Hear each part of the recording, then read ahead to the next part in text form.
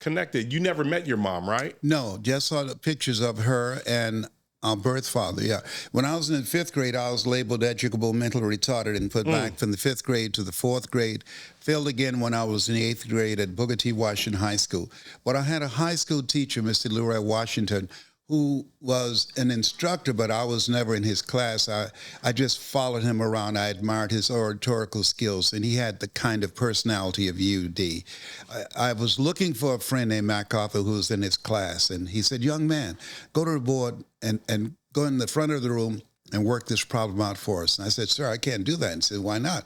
I said, I'm not one of your students. He said, do it anyhow. I said, I can't, sir. And the other students started laughing, saying, he's Leslie. He's got a twin brother, Wesley. Wesley is smart. He's DT. And he asked, what's DT? And they said, he's the dumb twin. And they started laughing. And he came from behind his desk as I said, I am, sir. He said, don't you ever say that again. Someone's opinion of you does not have to become your reality. Do you hear me? And I said, yes, sir. And part of what we do and what you do when you have this program, how people live their lives is a result of the story they believe about themselves. And so the information that you share with your guests and the things that you've experienced, what we do is distract, dispute, and inspire.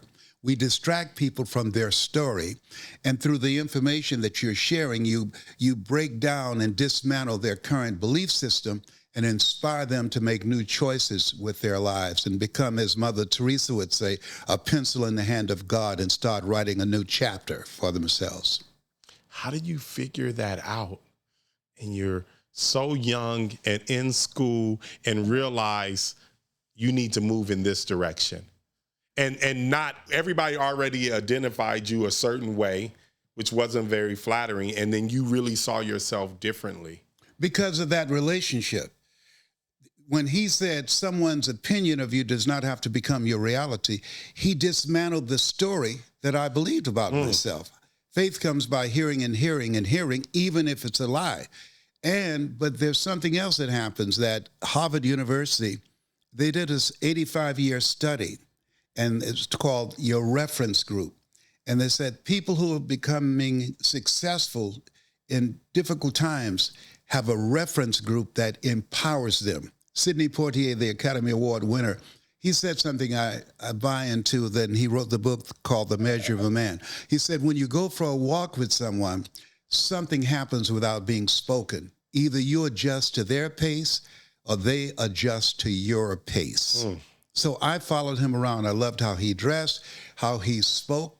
Not knowing my biological father, I adopted him as my spiritual father, and I wanted to be like him. He was my reference group. He was a person that I looked at and said, I want to be like that. And that's the teacher, Leroy Washington. Yes. Awesome.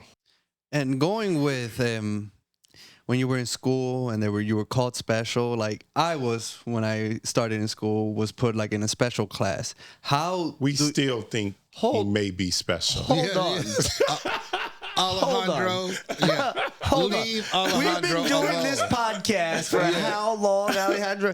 And you've never brought up to us your struggles as a slow kid. He knows you're going to tease him. Exactly. Well, that's what the world needs bullies Can I to ask my make men question? like this guy right Exactly. here. Okay? And then he's here, and now I finally have somebody to confide yeah, this that with. makes sense. Yeah. I got made fun a lot in my school because I got transferred to an English-speaking school when I grew up in Puerto Rico, and I got made fun of a lot because of my accent compared to the other students.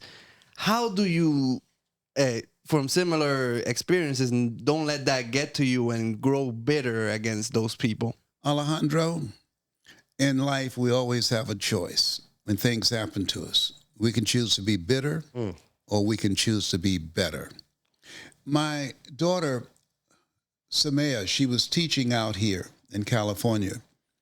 And so she was in the teacher's lounge, and one instructor said the kids that she had, which were Spanish-speaking kids, they can't learn and they were stupid and dumb. And so she said, you shouldn't say that. And she was offended because her father was called stupid and dumb, me. So she said, can we switch? They went to the principal, and allowed her to take those Spanish-speaking kids who had not mastered English yet, and the other instructor went to the English-speaking students. When they got their report cards, these kids did extremely well. Why?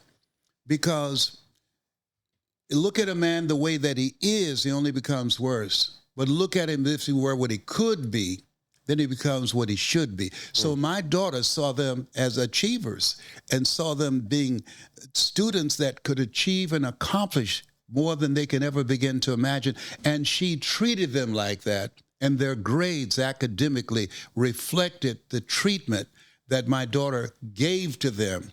And the principal called her in and said, "You were right, and we apologize." And I've instructed all the other students, all the other teachers, don't ever call these kids stupid or dumb, because they're not.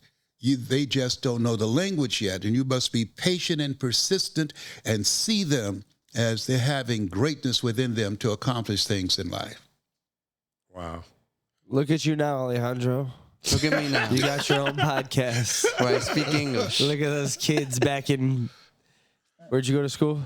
Well, the school it was named Commonwealth. Like when I switched, and I come from Puerto Rico, which is a colony, but now they changed the name to Commonwealth to, make it sound better. Yes.